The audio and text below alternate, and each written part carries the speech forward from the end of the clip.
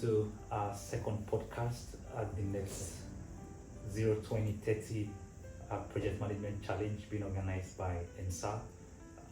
Today we'll be looking at the topic, the future of green jobs in Scotland, and with me I have two beautiful ladies here. So join me on this topic while we discuss the future of green energy and the workforce as relates to sustainability in Scotland.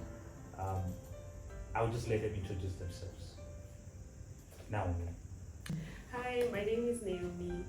I am a UK-based energy entrepreneur and also African-based energy entrepreneur. So I lead a renewable energy company called Naomi Ekpoki, and it started off here in the UK, and we've been also working internationally in sub-Saharan Africa. And I'm Alice Davyson. I'm working as a building performance consultant at Carbon Futures, which is a small independent consultancy based in Scotland focused on how new developments can meet energy requirements but also reduce their overall impact on the world. So energy performance but also embodied carbon as well. Nice. Thank you for taking the time to join us. It's interesting that you work in a building. In our last session, from one of the speakers that we had, I learned that carbon can be captured and put in buildings. Yeah, that's true. Do you do that in your company? It's kind of like a contested topic, I suppose, because you have to then also hope that that building isn't like demolished in the future, and you have to be sure of like its end of life and what people will do with it.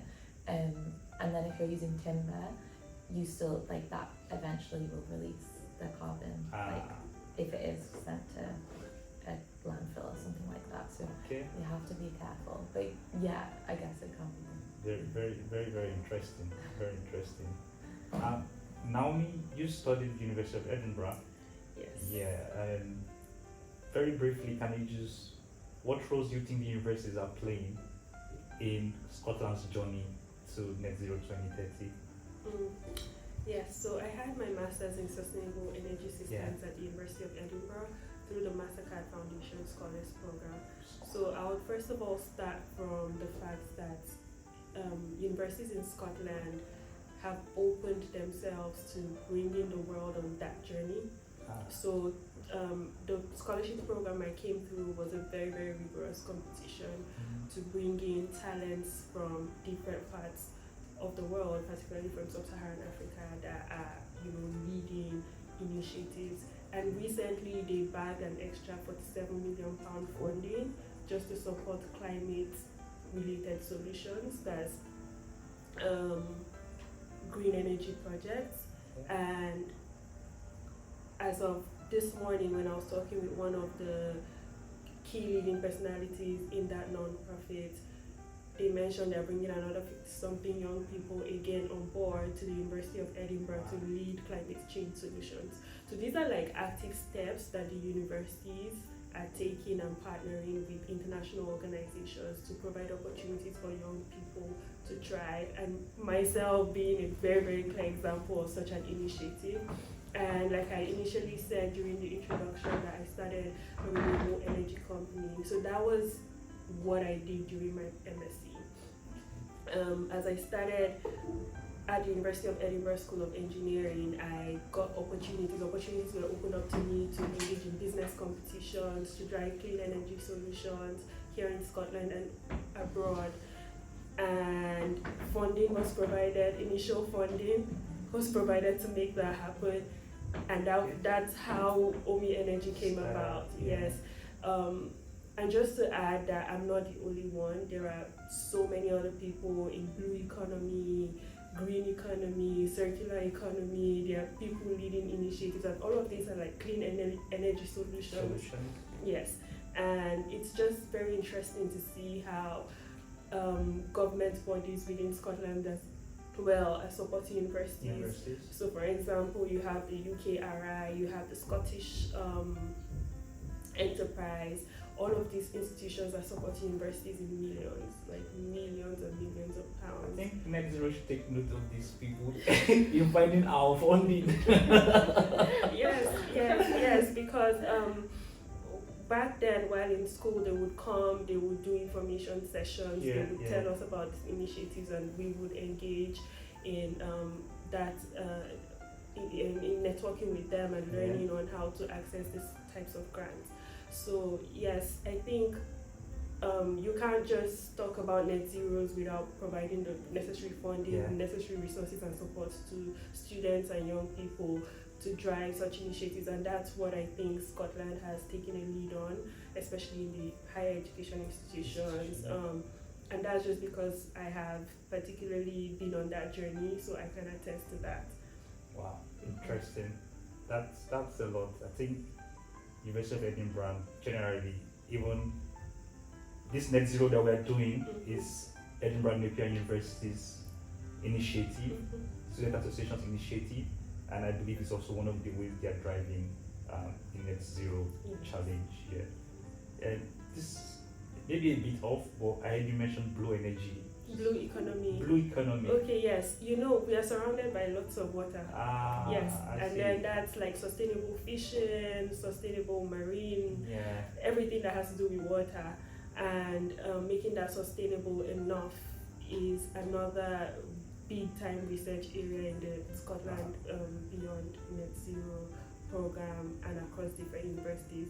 So while I was in the University of Edinburgh, we used to do a course called Marine Energy.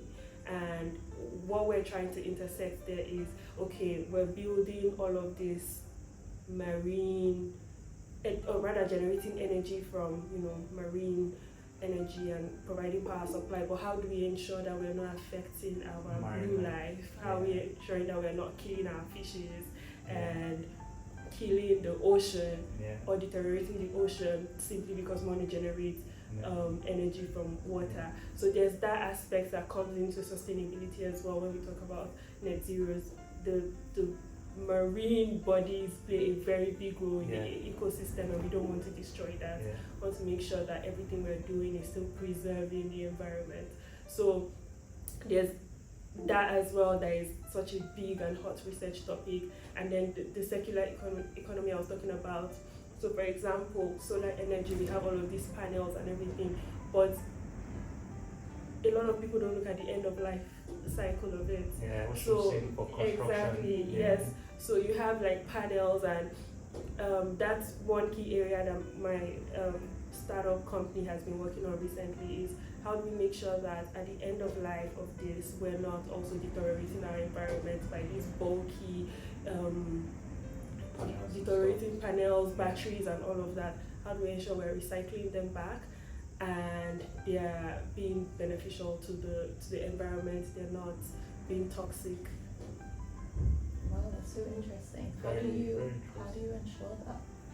Yeah, so recently we've been looking more into organics, so more eco-friendly materials for production. And that's what we're currently working on. So how do we take farm waste, for example, and build photovoltaic cells from that? Wow. So from more, farm waste? yeah, from farm waste. So solar panels? Yeah, exactly. So we're currently on that, and we've pushed that forward to the Scottish enterprise, and trying to access some of that funding as well. But this is actually real, because we can't say. So let me give you an example. We're building solar panels. One of the major materials we use for solar panels is called silicon. And the process of making silicon, the combustion involved in converting sand to silicon alone is a climate disaster. Yeah, so how clean are solar panels really when we talk about clean energy? So clean energy as a whole starts from manufacturing all the way to the end cycle, and not just the fact that, we have this product and we don't need to combust fossil fuels. No, it starts from the beginning of the process. How did you make it, right? So we have all these bulky solar panels over the way, but let's look into the factory manufacturing as well, and how much that's contributing to climate change. So that's where we are also coming in on the eco-friendly processes of manufacturing. How do we make sure that we are not using materials that are heavily energy consuming? You have to go through all of this combustion and That sounds really cool. Really cool. Yeah. Yeah, because we put a lot of solar panels on houses in my role, and then you do find that they don't even reduce the energy. They don't provide as much energy as you might think if your house is already super efficient. So then sometimes they're not even needed, but people love to have them obviously because of fuel poverty.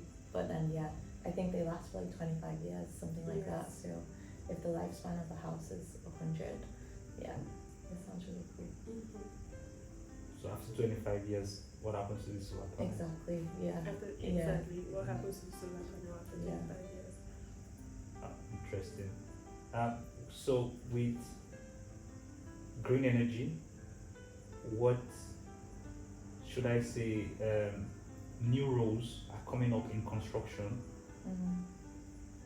because I know now, like I mentioned earlier, they're putting carbon in houses. Everyone is going green. What new jobs? What new skills do people looking for jobs in the construction? What should they be getting as we are looking at the future of work while we go net zero? It is really important. Like the future skills we need in construction is tons. Like you need people that can consider that end of life journey like you were talking about, and we don't really have that. But just in general, you've got new roles in terms of like modeling the buildings and trying to figure out how it's going to perform. You've also, that's kind of legislated against, so you're seeing a lot more of those roles coming out and they exist. But then there's a whole other side of things in terms of, and this is really where my interest really lies, the embodied carbon of it. And we're not seeing as many roles within that because it's not legislated for yet. So you kind of need this whole awareness of carbon of the building in its life and after its life. But at the moment, I think, I want to say there's loads of jobs in that, but I just think I'm not seeing the transition happen quickly enough. Because if you just take a quick look, like there should, in theory, be like tons of jobs in that area, but I think it's still kind of niche. I know that my employer is like one of the only ones focusing on building energy performance purely. So I don't know. I want to say like there's been loads of jobs, but I think that kind of skills is still a bit of a skills gap. Skills gap, So, well, that's why universities have played a big role, like she tried to explain, because aside from that skills gap, the young ones need to.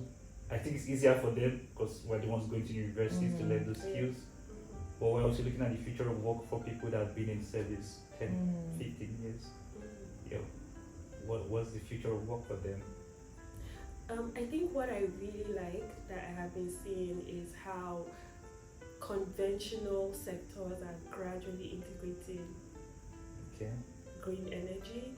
I'm quite biased towards energy, maybe because that's my field. No, but there's like so many other aspects of energy green jobs that exist. But I like the way they are gradually integrating that into conventional sectors. So for example, you see energy companies that have been here for tons of years, like so many years, and they have always been in the traditional means of generating energy, and gradually they're bringing in clean energy solutions into their programs. And for example, in banks, financial sectors, all over, literally, there's all of that drive where programs are being created as part of the company's goals. Like companies are incorporating it into their goals to make their buildings more sustainable, make their energy more sustainable, make their environment more sustainable. So you see some companies actually changing plants or having green plants, like fresh green plants all over the building, and they literally have staff maintaining that. Wow. And after a couple of months, when those plants are decaying, they bring in new plants. Like though it's easier to just get artificial plants, right? Yeah. But there's a key aspect of sustainability that comes with having fresh plants in the building. So they have like these big pots of plants all across the buildings to keep to carbon capture. And to I keep was the going air to fresh. ask. I was going to ask. So, And what's they the literally plants have- doing in the building? And you literally have staff So managing that. actually, plants are our biggest Yes. carbon consumers. Mhm. So yeah, that's So they have like tons and tons of plants. I've Yeah. seen that happening now a lot around Scotland, especially in Glasgow is the industrial hub, and if you go across buildings in Glasgow, like industry plants. buildings, you see lots of plants within Fresh and plants. fresh, massive plants. they're going to be Do you fresh mean- because sorry, they do you mean are the power consuming a lot of plants? carbon. For the buildings, the power plants. No, green plants like You know, plants taking CO2 while Oh, we take flower it. Okay, pots, okay, like sorry, big- sorry. yeah, the Okay. plants that take in CO2. So yeah, So- it's just making sense now. Yes, and Yeah. that's a job opportunity for A gardener, for a gardener, horticulture, exactly. an agricultural person. Because you have to have somebody maintaining or people maintaining that, and they've created jobs through that. Another one is the building energy performance Okay. maintenance as well. So recently I did a voluntary job on that where I was doing the energy performance for some of the big industry buildings, and it was just interesting to see how traditional buildings have taken the step forward to inculcate green Green energy, and there are people who they've given jobs to from the real estate sector to manage that. So it's really it's opening up opportunities for people in very, very interesting ways, and I think I'm enjoying what I'm seeing. I think on a construction side, we need like more realization that people will be coming out of uni with these new qualifications, but then they still won't have like 2 or 3 years of experience. And I really want to see companies be more willing to take people on fresh out of True. university, because True. otherwise we can't really address the skills gap. And I feel like there's a lot of unwillingness to like Take a trust these chance. new qualifications, or kind of let people learn on the job, and we really need to do that if we're gonna all get the skills that Yeah. we want, because I feel like we talk loads about having a skills gap, but often you don't see companies like feeling able to I think do it will go any back to training. universities. Internships would help, but yeah. truly we still need companies Yeah, I think so. to take the chance on fresh Yeah. graduates. And Yeah. And Yeah. how is the graduate scheme program going around there? In my job, it's actually really good. Yeah, they've been really, because I studied sustainability in the built environment, but I think Okay. with any degree you don't always have that industrial like Yeah. actual experience and working with certain softwares and stuff. Okay. So Carbon Futures has been really good at teaching me specifics and taking the time to really run through things with me. But I don't know how it works always with other companies. I know Yeah.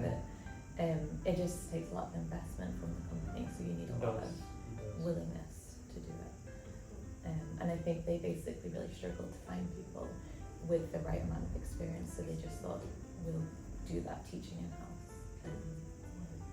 It makes sense. Mm. More companies should do that actually. Looking ahead into Scotland's goal, green energy everywhere, like 2045, 2030, which green sectors do you think will be the major employers? Okay, so Scotland hosted COP26 about 3 years ago. That was 2021, and COP26, or rather COPs, they always bring together world leaders, like thousands of people, to that location to address climate change and all of that climate change solutions. So Scotland was the host for the 2021 COP26, and it was interesting to see major areas that are picking up so fast. Green transport, yes. So green transport is picking up really, really fast. Like electric across trains and stuff. Yes, electric cars, electric vehicles, and all of that. So green transport is picking up. Like I spoke about blue economy not too long and then the Scotland Beyond Net Zero initiative. That program is also really, or rather Scotland, SBNC. So that program as well has taken off, and I think it has even pushed the target date closer to 2045. Yeah. Other countries are working towards 2050, if I'm not mistaken, and then Scotland is going on for the forefront, 2045. actually. So I think transport, energy, of course, because marine, wind. In fact, if you go to Orkney Islands, marine energy is big, wind energy is big around that side. They are running good hybrid renewable energy. The universities have prioritized it big time, so energy is definitely a I think Scotland also has, what do they call it? Is it the Blue Sea? I don't know. It's- Sorry. Yeah, it's like one of their oil platforms when Aberdeen was heavily oil dependent, and I heard something about converting that. Now I don't think it's that functional anymore for oil because Yes. they're not so much into oil anymore. So they want to convert that into a, should I say, carbon storage Yeah. facility. So they seem to have the facility on ground already to cater to some of these things that are in their plans. Even in the agricultural sector as well, there's been a boost in sustainability farming, so more tilts towards using organic fertilizers, organic products, less chemical based, As it should be. inorganic. So You don't want to eat there's inorganic that tilt foods. as well in that side. So even the farming sector Yeah. is embracing sustainability. So I think farming, agriculture, all of those areas are definitely major hot jobs. Odd jobs. Construction. Yeah, construction, yes. But definitely, I feel like all industries need to start thinking about, like, how can we be green, and then hopefully Exactly. you would see green jobs coming out in all of those sectors, because otherwise we just can't do what we need to do. And even jobs that you might not think of as like traditionally green, like I don't know, communications or like project management or Yeah. business, any kind of business job should hopefully have that kind of green element if we reach the 2045. It's very ambitious, yeah. Interestingly, there's been a whole lot of awareness around the tech sector becoming more green. So all of this data mining, all of this, even how you send your emails, like there's a research going on how our interactions with computers contributes to, and how we store information contributes to climate change. Wow. So the interesting part about this is the applicability of it in every sector. Okay. Like even in areas you think it doesn't matter, it actually matters. That's what every day something new is unfolding. So I think the applicability of it in every sector makes it a very, very vast field. And yeah, just really, looking back to what she was saying and the fact that every sector needs it at the moment, and AI. Is there any conversation now that is not complete without mentioning AI? But so AI, ML has also come in to stay, and how it relates to optimizing energy solutions, optimizing climate change solutions, and making them very efficient and effective. But is there any competition between green and not green? For example, electric cars and engines. Because, a company has built their brand on engines, the feeling when you get to gear 6, and somebody breaks a Tesla. See, those competing spaces, I don't know, should they be conflicting or complementing? Or those companies in the engine spaces should start looking at the future and start going green now before it's too late? The conversation about leapfrogging has been intense, because these are actual fields, these are people's jobs, these are established industries, and then the transitioning has been on let's leapfrog, but then I think it should just be a gradual change process. and gradual transitioning. So just like how we have oil companies now embracing renewable energy gradually and incorporating that, it's the same way even in transport sector gradually. So for example, back in the days we used to have all these steam engines, all these heat engines, all these trains that bring out a lot of dirty air, big combustion coming out of them. But gradually they phased out. We now have these trains that are just gliding smoothly on the Trams. yeah, exactly. So very soon as well, it's the same thing that's going to happen with. I see it coming. It's going to happen with the transport sector. Slowly. It's going to gradually phase out to the point that it's going to be, out of vogue.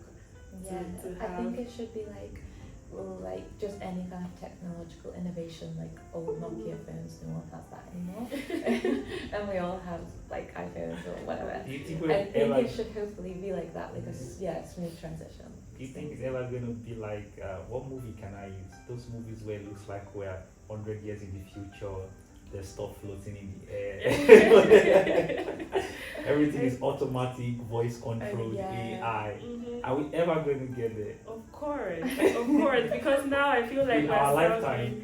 we're sounding like in the year 2000 when we first heard and everyone's like, oh my god, that's the keypad phones like she was mentioning.